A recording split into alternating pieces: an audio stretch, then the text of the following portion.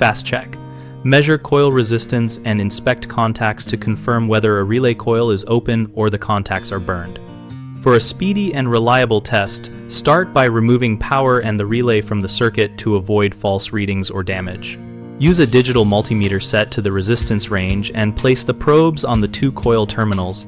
A normal coil will show a finite, low to moderate resistance depending on the relay type, while an open coil shows infinite resistance or no continuity. If you have access to the relay datasheet, compare the measured resistance to the specified coil resistance to validate the result. For contact inspection, measure continuity across the normally open and normally closed contacts in their expected states, or apply the rated coil voltage briefly while secured in a bench setup to toggle the contacts, then remeasure.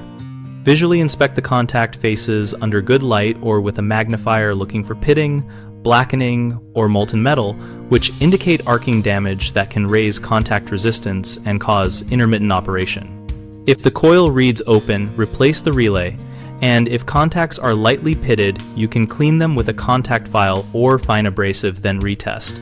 Heavily damaged contacts require replacement. Common mistakes include testing with power applied, which can damage the meter or give misleading readings, so always isolate the relay before resistance checks. Another issue is assuming a coil that measures resistance is fully functional when its insulation or intermittent faults can fail under load. So perform a live functional test at the rated coil voltage in a controlled bench setup after isolation.